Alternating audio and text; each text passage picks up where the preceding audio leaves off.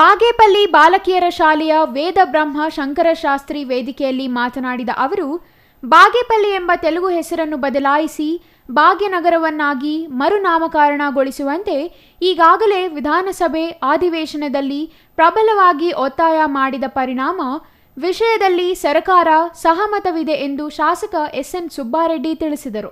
ಬಾಗೇಪಲ್ಲಿ ಸರ್ಕಾರಿ ಬಾಲಕಿಯರ ಶಾಲಾ ಸಂಕೀರ್ಣದಲ್ಲಿ ತಾಲೂಕು ಕನ್ನಡ ಸಾಹಿತ್ಯ ಪರಿಷತ್ತಿನಿಂದ 6ನೇ ಕನ್ನಡ ಸಾಹಿತ್ಯ ಸಮ್ಮೇಳನ ಉದ್ಘಾಟಿಸಿ ಮಾತನಾಡಿದ ಅವರು, ಭಾಗ್ಯನಗರವನ್ನಾಗಿ ಮಾಡಲು ಇತ್ತೀಚೆಗೆ ರಾಜ್ಯ ಕಂದಾಯ ಸಚಿವ ಕೃಷ್ಣ ಬೈರೇಗೌಡ ಅವರ ಬಳಿ ಪ್ರಸ್ತಾಪಿಸಿದಾಗ ದೆಹಲಿಯಲ್ಲಿ ಈ ಬಗ್ಗೆ ಸಮ್ಮತಿ ಸಿಗಬೇಕೆಂದು ಹೇಳಿದರು.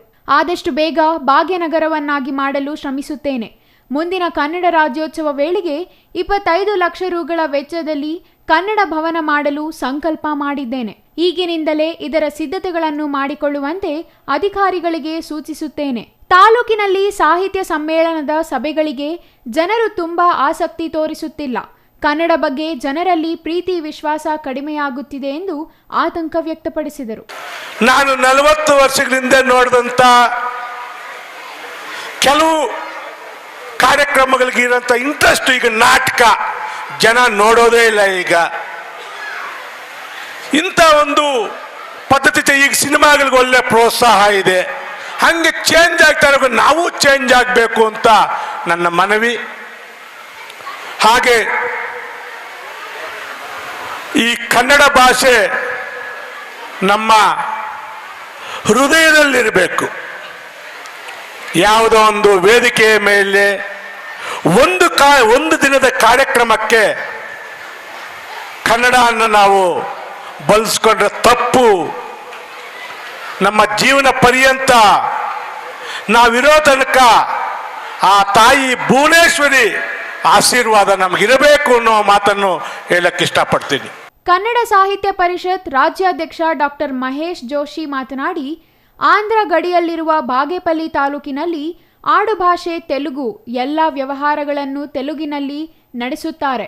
ಆದ್ದರಿಂದ ಕನ್ನಡ ಪರ ಸಂಘಟನೆಗಳು ಕನ್ನಡ ಭಾಷೆಯನ್ನು ಉಳಿಸಿ ಬೆಳೆಸಲು ಹೋರಾಟ ಮಾಡಬೇಕಾಗಿರುವ ಅಗತ್ಯ ಇದೆ. ಇಲ್ಲಿ ಕನ್ನಡ ಪರ ಸಂಘಟನೆಗಳು ಬಾಗೇಪಲ್ಲಿ ಹೆಸರನ್ನು ಬದಲಾಯಿಸಿ ಭಾಗ್ಯನಗರವನ್ನಾಗಿ ಹೆಸರನ್ನು ಮರುನಾಮಕರಣಗೊಳಿಸುವಂತೆ ಒತ್ತಾಯಿಸುತ್ತಿದ್ದಾರೆ. ಈ ಬಗ್ಗೆ ನಾನು ಮತ್ತು ಶಾಸಕ ಎಸ್ಎನ್ ಸುಬ್ಬಾರೆಡ್ಡಿ ಮುಖ್ಯಮಂತ್ರಿ ಸಿದ್ದರಾಮಯ್ಯ ಭೇಟಿ ಮಾಡಿ ಮನವೊಲಿಸಿ ಭಾಗ್ಯನಗರವನ್ನಾಗಿ ಬದಲಾಯಿಸಲು ಪ್ರಾಮಾಣಿಕ ಪ್ರಯತ್ನ ಮಾಡುತ್ತೇನೆ ಎಂದರು. ಸಾಹಿತ್ಯ ಸಮ್ಮೇಳನಾಧ್ಯಕ್ಷ ಸಿ ಉದಯ್ ಕುಮಾರ್ ಮಾತನಾಡಿ, 30 ವರ್ಷಗಳ ಹಿಂದೆ ಭಾಗ್ಯನಗರವನ್ನಾಗಿ ಮಾಡಲು ಅಂದಿನ ಕಲಾ ಸಂಘದ ಅಧ್ಯಕ್ಷ ಬಿಎಂ ನಾಗಭೂಷಣ್ ಆರಾಧ್ಯ ನೇತೃತ್ವದಲ್ಲಿ ಸರ್ಕಾರಕ್ಕೆ ಮನವಿ ಸಲ್ಲಿಸಲಾಗಿತ್ತು. ಗೋಕಾಕ್ ಚಳುವಳಿಯ ಮೂಲಕ ಹೋರಾಟ ನಡೆಸಿ ಸರ್ಕಾರಕ್ಕೆ ಮನವಿ ಸಲ್ಲಿಸಲಾಗಿತ್ತು.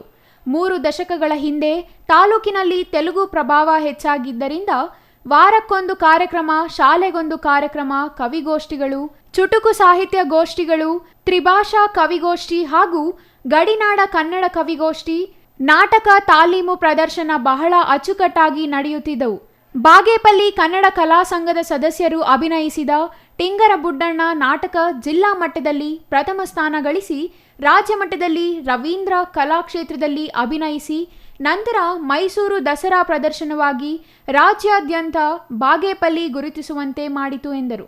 ಸಮ್ಮೇಳನಾಧ್ಯಕ್ಷ ಉದಯ್ ಕುಮಾರ್ ಮತ್ತು ಭುವನೇಶ್ವರಿ ಮಾತೆಯ ಮೆರವಣಿಗೆ ಅದ್ದೂರಿಯಿಂದ ಪಟ್ಟಣದ ಪ್ರಮುಖ ಬೀದಿಗಳಲ್ಲಿ ನೆರವೇರಿತು. ಈ ಸಂದರ್ಭದಲ್ಲಿ ಡೊಳ್ಳು ಕುಣಿತ, ವೀರಗಾಸೆ ಕುಣಿತ, ಕರಡಿ ಕುಣಿತ, ನವಿಲು ಕುಣಿತ, ತಮಟೆ ವಾದ್ಯಗಳೊಂದಿಗೆ ನಡೆಯಿತು.